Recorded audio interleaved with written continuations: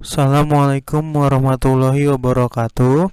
Selamat pagi anak-anakku sekalian, kelas 5A yang hebat, yang cerdas, dan insya Allah tetap semangat belajar dari rumah.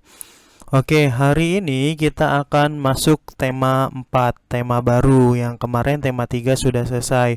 Hari ini tema 4, subtema 1, pembelajaran 1, 2, 3. Silakan diambil bukunya dan peralatan alat tulis serta buku catatannya untuk mencatat hal-hal penting yang ada di dalam video ini. Silakan diambil, Bapak tunggu.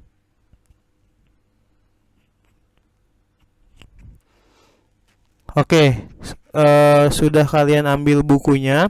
Sebelum kita mulai belajar, kita berdoa terlebih dahulu menurut agama dan kepercayaan masing-masing. Berdoa mulai.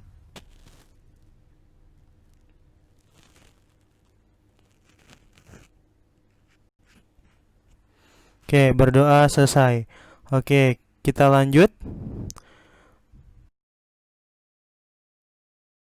Hari ini kita akan belajar IPA. Ya, di halaman 1 di situ ada ada teks bacaan yang Siti anak rajin dan disiplin. Nah, itu bisa kalian baca. Oke, lanjut di halaman 2. Di situ ada penjelasan tentang pembuluh darah yang ada di dalam diri manusia. Oke, ini adalah gambar pembuluh darahnya yang ada di layar kalian. Nah, di situ ada peredaran darah kecil dan peredaran darah besar. Nah, itu ada serambi kiri, bilik kiri, serambi kanan, bilik kanan. Nah, itu adalah jantung, ya. Oke, itu adalah jantung. Nah, mengalirnya darah di dalam tubuh disebut sistem peredaran darah. Sistem peredaran darah dalam tubuh ada dua, yaitu peredaran darah kecil dan peredaran darah besar. Peredaran darah kecil bisa kalian lihat gambarnya, ya, dan peredaran darah besar seperti apa. Oke, lanjut. Berikutnya, sistem peredaran darah kecil, yaitu darah mengalir dari bilik kanan menuju paru-paru melalui arteri pulmonalis. Dalam paru-paru terjadi pertukaran darah yang mengandung karbon dioksida atau CO2 dengan darah yang banyak mengandung oksigen atau O2. Nah, darah yang banyak mengandung oksigen ini kembali lagi ke jantung melalui vena pulmonalis.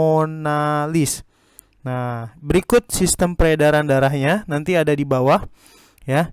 Bapak jelaskan dulu sistem peredaran darah besar, yaitu darah yang banyak mengandung oksigen atau O2 mengalir dari bilik kiri jantung ke seluruh tubuh kecuali paru-paru melalui arteri besar atau aorta.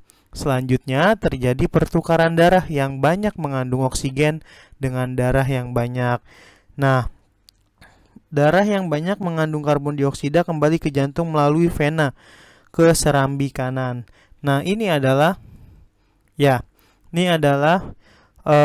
sistem peredaran darah kecil dan sistem peredaran darah besar. Sistem peredaran darah kecil itu yang atas, yang dari bilik kanan ke arteri pulmonalis, lanjut ke paru-paru, habis ke paru-paru, ke vena pulmonalis, dan ke serambi kiri.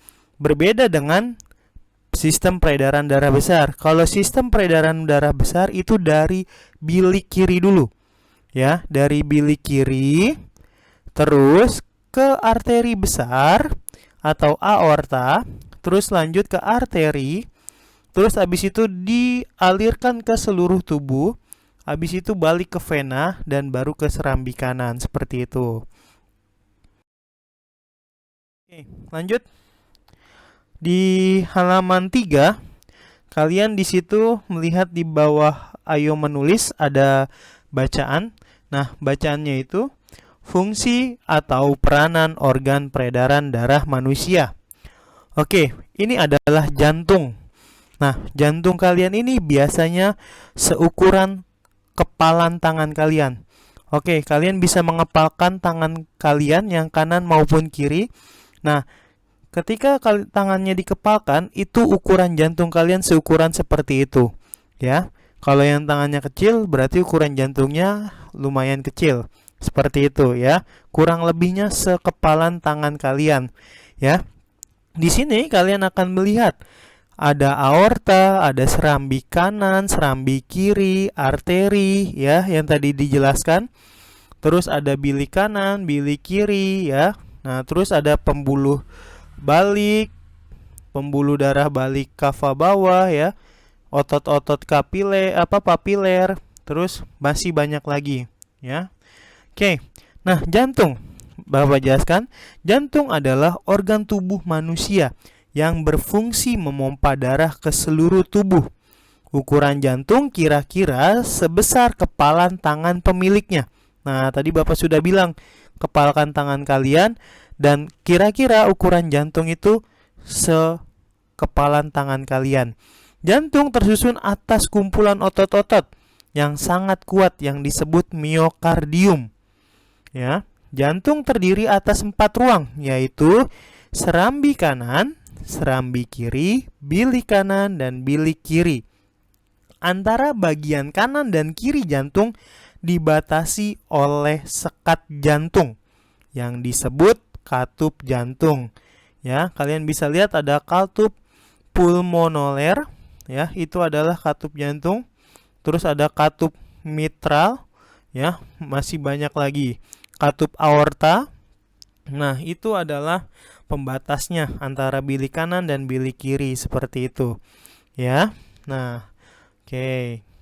Kalau jantung ini kalau kalian tidur dia akan tetap bekerja ya. Jadi dia bekerja di bawah dia bekerja secara tidak sadar ya. Karena kalau misalkan ketika kalian tidur jantungnya ikut tidur, kalian akan meninggal seperti itu. Lanjutannya itu ada di halaman 4, bisa kalian lihat itu ada pembuluh darah. Ya, pembuluh darah merupakan saluran tempat mengalirnya darah dari jantung ke seluruh tubuh dan dari seluruh tubuh kembali ke jantung. Ya, pembuluh darah terdiri atas 2 jenis, yaitu pembuluh nadi dan pembuluh balik. Oke, Bapak jelaskan. Pembuluh nadi disebut arteri, pembuluh balik disebut vena. Jangan sampai tertukar. Pembuluh nadi itu arteri, pembuluh balik itu vena. Ya, pembuluh nadi atau arteri yaitu pembuluh yang membawa darah yang kaya akan oksigen keluar dari jantung ke seluruh tubuh. Ya, pembuluh nadi yang paling besar disebut aorta. Ya, jadi pembuluh nadi yang paling besar disebut aorta. Nah, pembuluh nadi ini dia membawa oksigen. Ya, dia membawa darah yang kaya akan oksigen.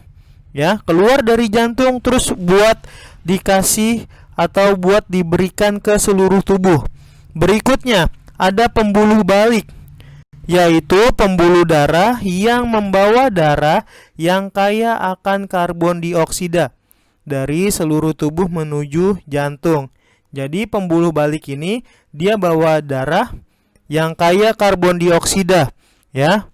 Berikutnya pembuluh nadi dan pembuluh balik bercabang. Ujung cabang pembuluh terkecil disebut pembuluh kapiler, ya, jangan sampai salah. Pembuluh kapiler sangat halus. Dia berdinding tipis dan berpori.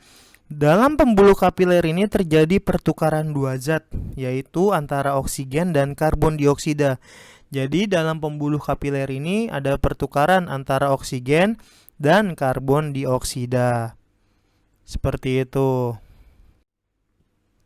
Panjang seluruh pembuluh darah manusia jika dihubungkan dari satu ujung ke ujung yang lainnya dapat mencapai sekitar 160.000 km. Jadi 160.000 km. Jadi cukup panjang pembuluh darah kita, cuma tersusunnya rapi ya, sungguh besar ciptaan Tuhan Yang Maha Esa.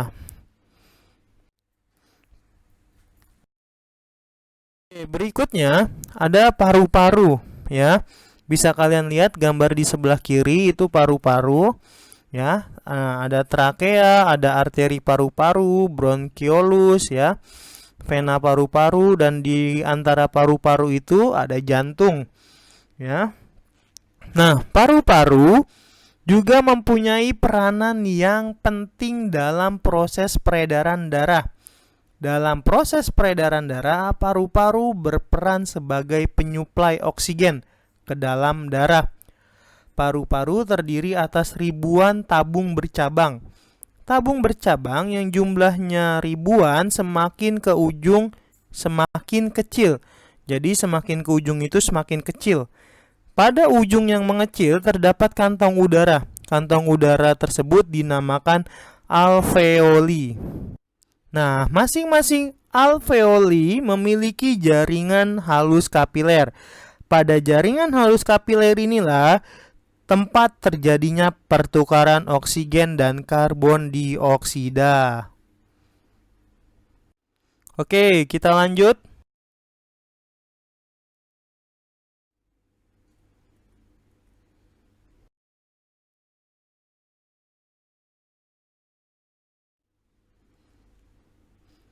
Oke, tangga nada. Tangga nada merupakan susunan berjenjang dari nada-nada pokok suatu sistem nada. Tangga nada mayor adalah tangga nada diatonis yang mana susunan nadanya berjarak 1, 1,5, 1, 1, 1,5. Oke, ini jangan sampai kalian salah ya, karena nanti mayor dan minor berbeda.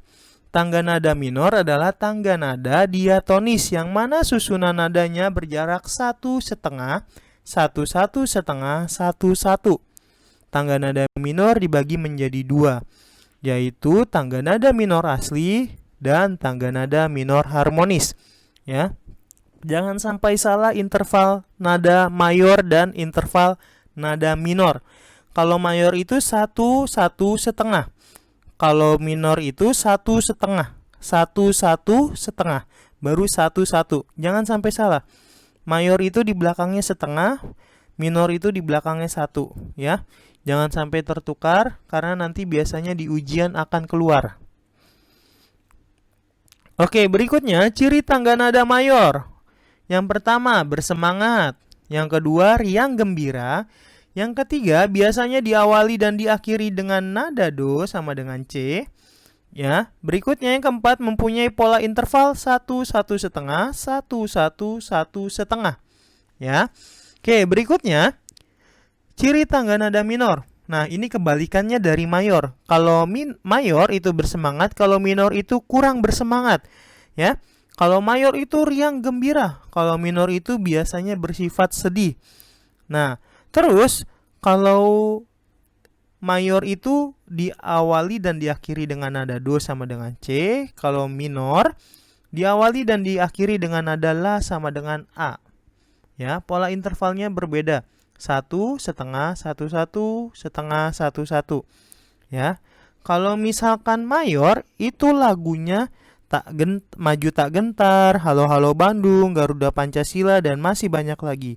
Nah, ini yang biasanya kita sering dengar ketika ada pahlawan wafat, seperti presiden ataupun pahlawan perjuangan. Biasanya kita mendengarkan lagu minor seperti Gugur Bunga, Syukur, dan Tuhan, seperti itu.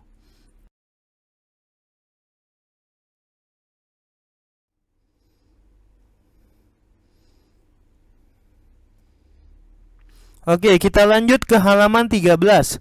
Di situ ada bacaan di bawah kotak. Ternyata Benny mendapat pelajaran olahraga. Ya, olahraga bela diri. Benny senang olahraga bela diri. Nah, terus sampai ada di situ pantun yang dibuat Benny. Semakin senangnya dia buat pantun. Ya, bacaan pantunnya seperti ini ya. Bersinar terik sang matahari, bagai api panas membara. Rajin berolahraga bela diri, badan kuat hati gembira. Jadi intonasinya itu berbeda baca pantun dengan baca tulisan biasa. Ya, kalau baca pantun tuh intonasinya berbeda dengan bacaan biasa. Ya, Bapak jelaskan di sini, pantun adalah bentuk puisi Indonesia atau Melayu. Tiap bait biasanya terdiri atas 4 baris dan bersajak A B A B. Ada juga yang bersajak A maupun B B B B maupun A B B, ya. Nanti kita pelajari itu sajaknya banyak, ya. Dalam setiap baris terdiri atas 8 sampai 12 suku kata. Ya, biasanya baris pertama dan baris kedua disebut sampiran, baris ketiga dan baris keempat disebut isi. Nah, isi merupakan tujuan dan maksud dari pantun. Seperti kalian lihat di halaman 13, sampirannya itu yang ini. Bersinar terik sang matahari, bagai api panas membara. Nah, yang isinya, isi pantunnya seperti ini. Rajin berolahraga, bela diri, badan kuat, hati gembira. Nah, jadi maksud tujuan pantun yang ada di halaman 13, ketika kita rajin bela diri, badan kita kuat, terus hati kita juga bisa ikut gembira karena kita sehat, seperti itu. Kalau sakit kan hatinya jadi tidak gembira. Oke, kita lanjut. Ciri-ciri pantun. Yang pertama, pantun bersajak A B A B, ya, dan masih banyak lagi. Nanti ada yang A, ya, A-nya 4 kali, B-nya 4 kali, atau B B, ya. Oke. Berikutnya, satu bait terdiri atas 4 baris, ya. Biasanya satu bait itu 4 baris. Tiap baris terdiri atas 8 sampai 12 suku kata. Ya, terdiri atas 8 sampai 12 suku kata. Berikutnya, pantun terdiri atas 2 bagian, yaitu yang tadi Bapak sudah sebutkan, sampiran merupakan kata-kata dalam 2 baris pertama atau baris ke-1 dan kedua di setiap bait. Isi merupakan kata-kata dalam 2 baris terakhir atau baris ketiga dan baris keempat di setiap bait.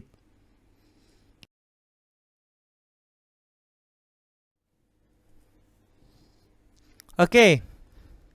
Di buku kalian di halaman 14 dan 15, di situ ada contoh pantun kanak-kanak, contoh pantun muda, contoh pantun tua.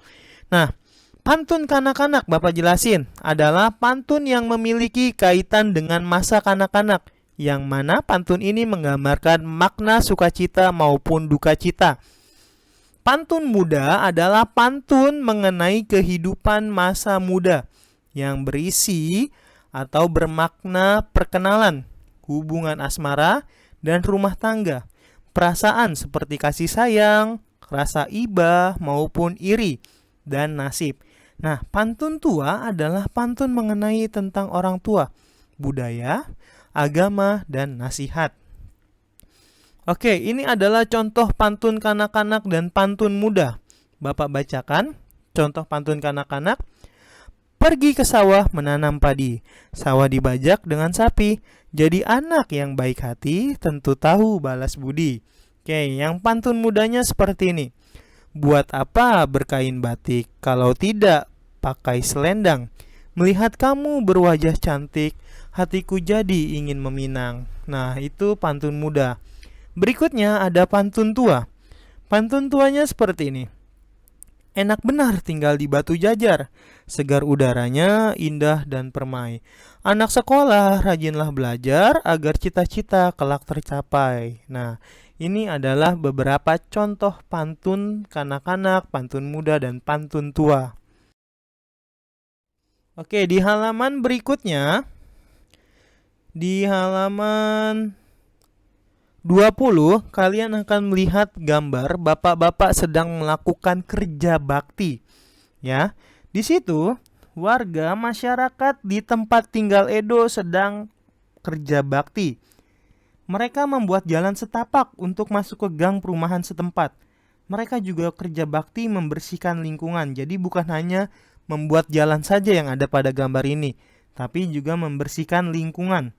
Ya, merupakan agar mereka hidup dengan lingkungan sehat, ya. Nah, kerja bakti merupakan kewajiban sekaligus tanggung jawab setiap warga masyarakat.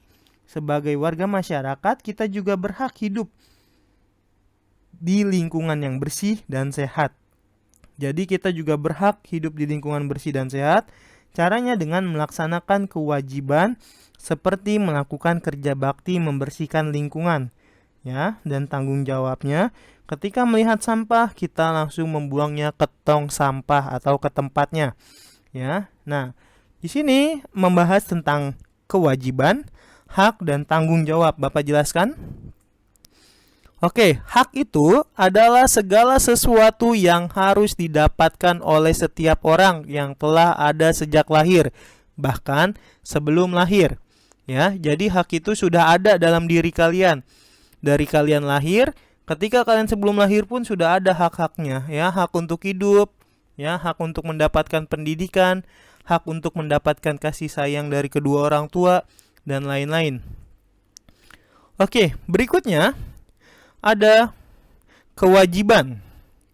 Kewajiban adalah sesuatu yang wajib dilaksanakan atau sesuatu yang harus dilakukan setiap orang atau setiap warga negara sesuai dengan peraturannya. Suatu kewajiban jika tidak dilakukan atau dipenuhi bisa saja mendapatkan sanksi atau hukuman.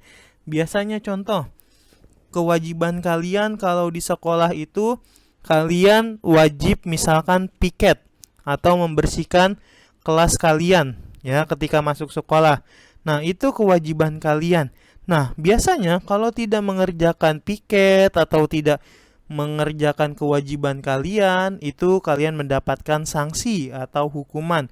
Berikutnya, selain piket ada misalkan wajib misalkan mengerjakan tugas. Ya, ketika sekolah maupun di sekolah maupun sekarang tugas di rumah itu kalian wajib kerjakan karena biasanya ada sanksi atau hukuman dari guru, ya. Biasanya supaya kalian tidak malas seperti itu, ya. Nah, nanti ketika kewajiban ini akan kalian laksanakan, ya. Kewajiban ini kalian kerjakan, nanti kalian akan mendapatkan hak. Nah, kalau misalkan sudah mengerjakan kewajiban kerjain tugas, kalian akan mendapatkan hak nilai. Kalian berhak mendapat nilai mau yang baik maupun yang kurang baik. Berikutnya, ketika kalian sudah membersihkan kelas, kalian berhak untuk mendapatkan lingkungan kelas yang nyaman, yang bersih, yang enak ketika dipakai untuk belajar, seperti itu. Berikutnya, selain hak dan kewajiban, ada tanggung jawab. Tanggung jawab menurut Kamus Bahasa Indonesia adalah berkewajiban menanggung, memikul, menanggung segala sesuatunya atau memberikan jawab dan menanggung akibatnya. Tanggung jawab adalah kesadaran manusia akan tingkah laku atau perbuatan yang disengaja maupun tidak disengaja. Contoh, kalian tidak melaksanakan kewajiban membersihkan kelas atau piket bersama teman-teman lainnya. Kalian tidak melaksanakan kewajiban tersebut. Nah, kalian harus bertanggung jawab atas perbuatan kalian. Mau kalian itu disengaja ataupun tidak, biasanya ada sanksi yang diberikan oleh guru tersebut. Ya, sanksi atau hukuman. Sama juga ketika kalian diberikan tugas di rumah atau tugas PR. Nah, ketika kalian tidak menjalankan kewajiban ini, biasanya guru akan memberikan sanksi. Nah, tanggung jawab kalian misalkan secara sengaja, malas mengerjakan tugas, buat apa? Kadang juga tugasnya susah, bingung, ya kan? Nah, kalian tidak ada usaha, kalian tidak mengerjakan. Nah, biasanya secara tidak sadar kalian melepas kewajiban kalian dan kalian biasanya tidak akan mendapatkan hak kalian. Seperti itu, ya. Jadi yang pertama itu menjalankan kewajiban dulu. Kalau kewajiban ini tidak dijalankan dengan baik, kalian harus bertanggung jawab. Ya, ketika kalian bertanggung jawab, kalian salah satunya akan menerima konsekuensinya, mau sanksi ataupun yang lainnya. Nah, ketika kewajiban ini dijalankan dengan baik, ya, dengan baik dan tertib, kalian akan mendapatkan hak kalian. Itu dari Bapak. Kurang lebihnya mohon maaf. Kalian bisa mencatat hal-hal penting dari 3 pelajaran yang tadi Bapak berikan kepada kalian. Yang pertama ada IPA, yang kedua SBDP, dan yang ketiga itu bahasa Indonesia. Maaf, ada 4 pelajaran. Yang pertama itu IPA, kedua bahasa Indonesia, ya, yang cerpen, pantun, maaf, pantun bukan cerpen, pantun. Terus yang berikutnya SBDP, ya, tentang tangga nada, ciri lagu mayor, minor, ya. Terus yang terakhir tadi ada PPKN, ya, tentang hak, kewajiban dan tanggung jawab. Bisa kalian catat hal-hal penting. Ingat, catatan yang penting nanti akan menentukan nilai kalian juga. Kurang lebihnya mohon maaf. Wassalamualaikum warahmatullahi wabarakatuh.